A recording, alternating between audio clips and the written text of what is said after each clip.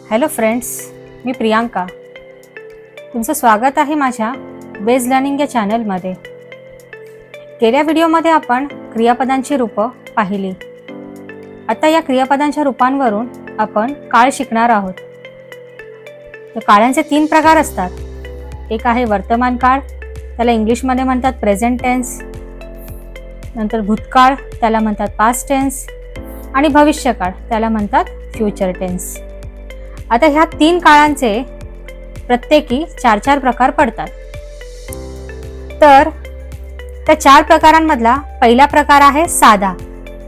साधा म्हणजे सिंपल. दुसरा प्रकार आहे अपूर्ण, त्याचा अर्थ होतो कंटिन्युअस. तिसरा प्रकार आहे पूर्ण, त्याचा अर्थ आहे परफेक्ट. नंतर आहे पूर्ण अपूर्ण म्हणजेच परफेक्ट कंटिन्युअस. आता काळांच्या प्रकारांमधला आपण वर्तमान काळ पाहणार आहोत. तर वर्तमान काळामधला पहिला प्रकार आहे साधा वर्तमान काळ, त्याला म्हणतात सिंपल प्रेझेंट टेन्स. तर सिंपल प्रेझेंट टेन्स मध्ये आपण वापरतो first form of the verb, ज्या क्रियापदांच्या रूपांमध्ये आपण पाहिलेले आहे. त्यालाच शेवटचा अक्षर लागतो तो किंवा ते. आता हे एक उदाहरण घेऊया. त्याच्यासाठी आपण एक क्रियापद वापरलंय इट. इट हा इटचा पहिला रूप आहे. तर एक वाक्य बनलं, आय इट. मी खातो. तो हा शब्द आपण वापरला. नंतर मी खाते. ते हा शब्द इथे आपण वापरला. अशा प्रकारे आपण साध्या वर्तमान काळात हे वाक्य बनवलं आहे. जसं आय इट, मी खातो किंवा मी खाते. आय म्हणजे मी. आता वर्तमान काळातला दुसरा प्रकार अपूर्ण वर्तमान काळ, त्याला आपण म्हणतो कंटिन्युअस प्रेझेंट टेन्स. त्याच्यामध्ये टू बी ची रूपं वापरली जातात. Am, is, are. ह्याचा अर्थ आहे आणि त्याला क्रियापदाचं चौथं रूप वापरलं जातं. त्याच्यामध्ये शेवटचा शब्द असतो तो. आता उदाहरण, आय एम इटिंग. आय म्हणजे मी, एम म्हणजे आहे आणि इटिंग म्हणजे खात आहे. आय म्हणजे मी, एम म्हणजे आहे आणि इटिंग म्हणजे खात. तो हा शब्दावर भर दिला गेला आहे. तसंच आपण दुसरं एक उदाहरण घेऊया. जसं आहे वी आर इटिंग, म्हणजे आम्ही खात आहोत. इथे वापर केला आपण एम, इज, आर आणि fourth form of verb. Fourth form of वर्बला त ह्या शब्दाचा वापर केला जातो. त आहे. बघा, त आहे.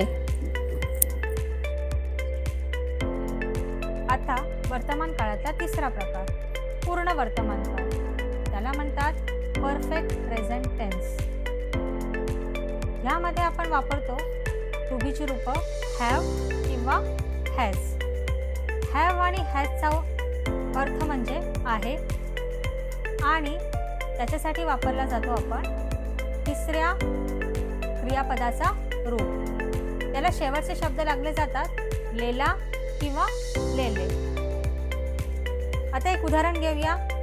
I have eaten. आयचा अर्थ होतो मी, हॅवचा अर्थ होतो आहे आणि इटनचा अर्थ होतो खाल्लेले. लेले ह्या शब्दावर भर आहे.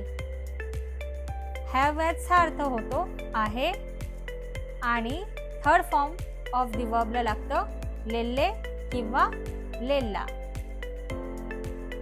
आता चौथं रूप आहे पूर्ण अपूर्ण वर्तमान काळ. त्याला म्हणतात परफेक्ट कंटिन्युअस प्रेझेंट टेन्स. त्याच्यामध्ये वापर होतो हॅव हॅज या टू बीच्या रूपांचा.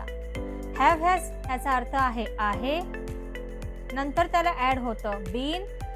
बीनचा अर्थ होतो आलेला किंवा आलेले आणि त्याला लागतो fourth form of verb. Fourth form of वर्बला शेवटचं अक्षर लागतं त. उदाहरण, आय हॅव बीन इटिंग. आयचा अर्थ मी, हॅवचा अर्थ आहे, बीनचा अर्थ आलेला, इटिंगचा अर्थ आहे खात. मी खात आलेला आहे किंवा मी खात आलेले आहे. लेला आहे, लेले आहे. अशा पद्धतीने आपण वर्तमान काळाचा इथे अभ्यास केला आहे. या बाबतीत तुम्हाला अजून काही इन्फॉर्मेशन हवी असेल तर माझ्या चॅनलला कमेंट करा आणि तुमच्या काही सूचना असतील तर त्या मला सांगा.